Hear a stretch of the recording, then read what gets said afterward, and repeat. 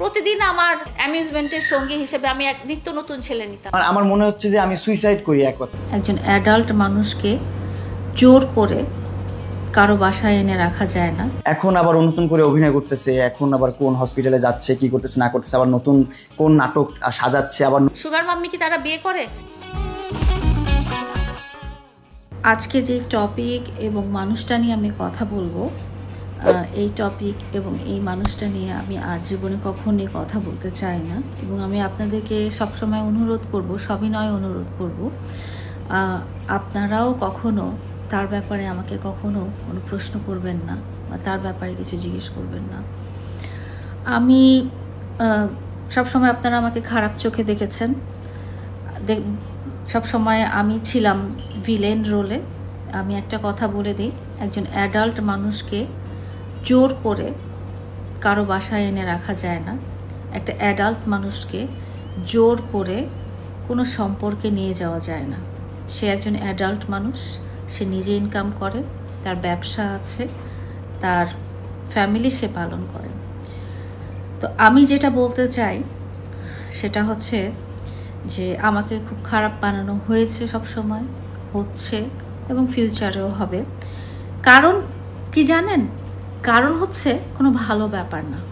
কারণ হচ্ছে আমি তাকে নেশা করতে মানা করি, আমি তাকে মদ খেতে মানা করি, আমি তাকে মেয়েদেরকে নিয়ে নষ্টামি করতে মানা করি।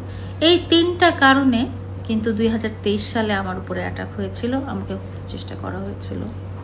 এবং এই তিনটা কারণেই কিন্তু আজকের এই ঘটনাটা, যেটা চাক্ষুষ প্রমাণ আপনারা দেখেছেন, এই ঘটনাটা আমি আজকে জানতে পারিনি।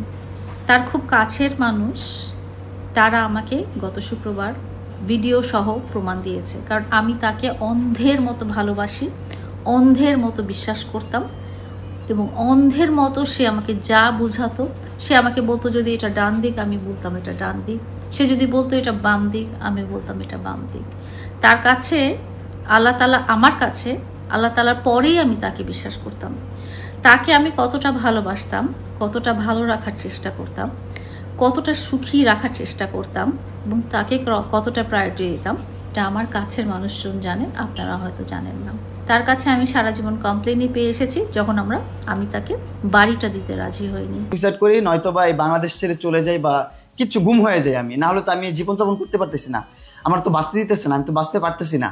ওর বাবা আর্মিতে, ওর হাজব্যান্ড আর্মিতে, ওর বয়ফ্রেন্ড আর্মিতে, ওর যত ফ্রেন্ডসরা আছে, ডিজে আফাই, এটা ওইটা সেটা, তারপর আপনার বড় বড় কর্মকর্তা যারা আছে, ডিবি হারুন সাহেব আছে, তাদের সাথে তার খুব ভালো সম্পর্ক, সবার সাথে তার সুমধুর সম্পর্ক। আমি তো আর অত ভালো লবিং নাই, আমার অত কিছু নাই, আমি অত মাথায় আমার অত খেলে না। আমার যতটুকু যখন প্রয়োজন পড়ে ততটুকু আমি তখন করি।